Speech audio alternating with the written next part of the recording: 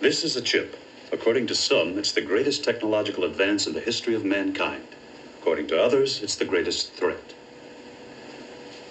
This kind of electronic chip is only a few millimeters across. Now, one chip has thousands of miniature components all over its surface. There are chips all around us these days.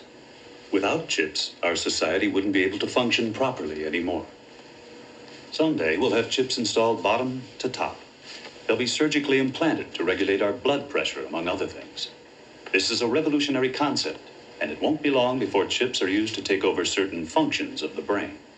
If I were an imbecile, and of course I'm not, whoop, one implant, and that's all it takes. I'm as smart as anyone else. Can you tell us about the computer in America? A computer was created quite some time ago in the United States. It came equipped with the latest kind of chips. The next thing they knew, it began to go off, all on its own, totally inexplicable. A mystery to everyone concerned. The computer started initiating its own brain patterns. It began making its own programs. It got completely out of control and couldn't be stopped.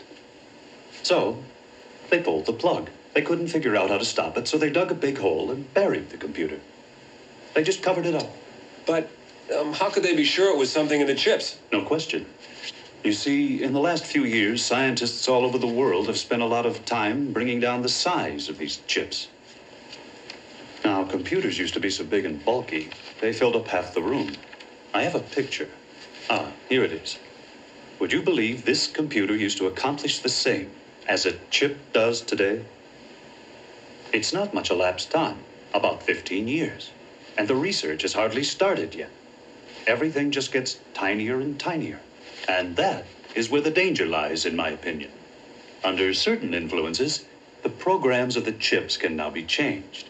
The tinier the chip, the more unstable and less reliable it will become. For instance, what type of influences? Magnetism, static electricity, temperature, ultraviolet rays, radioactive rays. When a chip is exposed to these elements, it may begin to break down. Then you've got to find and quickly remove such a chip. Should it continue in use, the danger is it could reprogram itself. They've now started to develop a new element, the biochip. Chips that are no larger than a little molecule. One time they built a computer, an entirely experimental thing, a prototype, with these chips that were made completely out of protein. Imagine that, a chip made out of pure organic material. Fantastic. You mean it worked? It proved an awful failure. It turned out the chips were so unstable and irregular, they instantly started to reprogram in the computer. But the most fascinating thing of all was these chips of protein lost control and reproduced themselves over and over again. The computer began to create its own chips. It began to grow.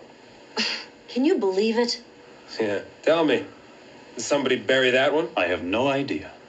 It might have committed suicide by now. So long. Glad you were able to stop by. Thanks again. Good night. Good night. Well, what do you think, Felix? I don't believe any of it. It's impossible for chips to start multiplying. Why's that? A computer that reproduces itself? Are you sure your friend is really a professor? He's one of the most brilliant people I know. He doesn't have to make things up. Sounds like a nutcase. He's an